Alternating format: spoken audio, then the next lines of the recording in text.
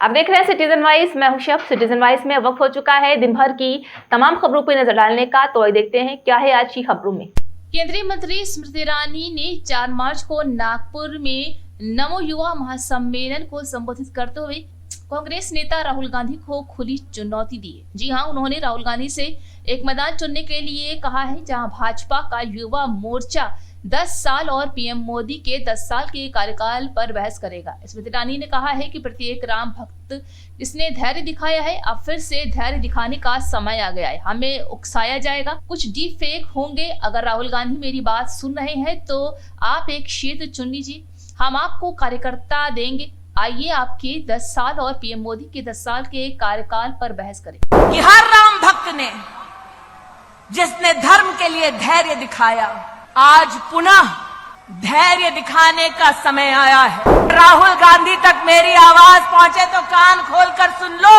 मैदान तुम चुनो, कार्यकर्ता हम देंगे। आओ तुम्हारे 10 साल और मोदी के 10 साल के बीच में इतनी गारंटी देती हूं कि युवा मोर्चा का एक भी साधारण कार्यकर्ता जाकर राहुल गांधी के सामने बोलने लगे तो राहुल गांधी में इतना दम नहीं कि युवा मोर्चा के किसी कार्यकर्ता के सामने टिक जाएगा। 26/11 का आतंक हम सब ने अपनी आंखों से देखा। हम सबको याद है, पाकिस्तान से आतंकवादी आए, मुंबई की सड़कों को लहूलुहान कर दिया और दिल्ली में बैठी सोनिया मैडम की सरकार चुपचाप तमाशा देखती रही। उस शाम जब मुंबई लहूलुहान हो रही थी, तब मीडिया के माध्यम से पता चला कि कांग्रेस के युवराज किसी जश्न में शामिल थे। जब वो सत्ता में थे तो उनका घमंड ऐसा कि उन्होंने भगवान राम का कोई अस्तित्व नहीं ऐसा एफिडेविट देश की एक कोर्ट में दे दिया। उनका घमंड देखिए कि जब वो सत्ता में थे तब उन्होंने दस्तावेज दे दिया कि राम सेतु नाम की कोई चीज नहीं। अहंकार आज भी बरकरार है। जब रामलला का भव्य मंदिर निर्मित हो रहा था, जब प्राण प्रतिष्ठा समारोह के लिए उनको भी आमंत्रित किया गया, अहंकार देखिए, उन्होंने आमंत्रण को ठुकरा दिया। देवेंद्र भाई, रस्सी जल गई, बल नहीं गया। इसलिए आज आप सबसे कहती हूं कि हर राम भक्त ने जिसने धर्म के लिए धैर्य दिखाया, आज पुनः धैर्य दिखाने का समय आया है। हमको उकसाया जाएगा, कुछ लोगों को एआई के माध्यम से, डीपफेक के माध्यम से बरगलाया जाएगा, लेकिन आज हम डंके की चोट पर कह सकते हैं। और अगर राहुल गांधी तक मेरी आवाज पहुंचे तो कान खोलकर सुन लो। मैदान तुम चुनो, कार्यकर्ता हम देंगे। आओ तुम्हारे 10 साल और मोदी के 10 साल के बीच में क्या फर्क है, इस पे चर्चा हो जाए। मैं नहीं कहती मैं जाऊंगी चर्चा के लिए, तब पक्का नहीं आएंगे तेजस्वी, लेकिन इतनी गारंटी देती हूं कि युवा मोर्चा का एक भी साधारण कार्यकर्ता जाकर राहुल गांधी के सामने बोलने लगे तो राहुल गांधी में इतना दम नहीं कि युवा मोर्चा के किसी कार्यकर्ता के सामने टिक जाएगा।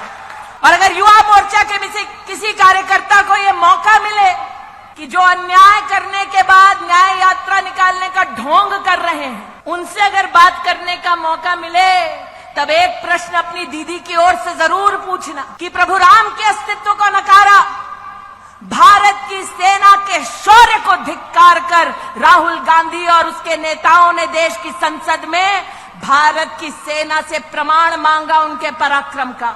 मैं उस महाराष्ट्र में काम कर चुकी हूं जहां पर 26/11 का आतंक हम सब ने अपनी आंखों से देखा। हम सबको याद है, पाकिस्तान से आतंकवादी आए, मुंबई की सड़कों को लहूलुहान कर दिया और दिल्ली में बैठी सोनिया मैडम की सरकार चुपचाप तमाशा देखती रही।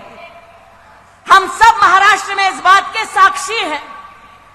नितिन जी को याद होगा, गृह मंत्री को उस वक्त कांग्रेस की सरकार में कपड़े बदलने से और प्रेस कॉन्फ्रेंस करने से फुर्सत नहीं मिल रही थी और यहां पर जनता त्राहिमाम कर रही थी कि किसी को तो भेजो ताकि हमारी रक्षा हो सके। और उस शाम जब मुंबई लहूलुहान हो रही थी, तब मीडिया के माध्यम से पता चला कि कांग्रेस के युवराज किसी जश्न में शामिल थे।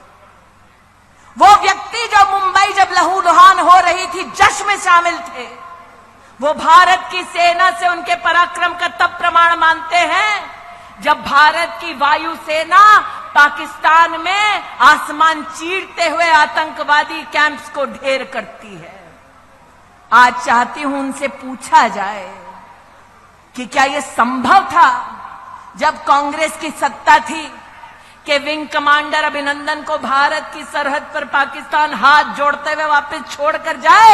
अरे ये 56 इंच की छाती वाला है जिसने 56 घंटे में विंग कमांडर अभिनंदन को भेजा। हर ताजा खबरों के अपडेट के लिए जुड़े रहिए हमारे साथ सिटीजन वॉइस पर। हमारे चैनल को लाइक, शेयर और सब्सक्राइब करना ना भूलें।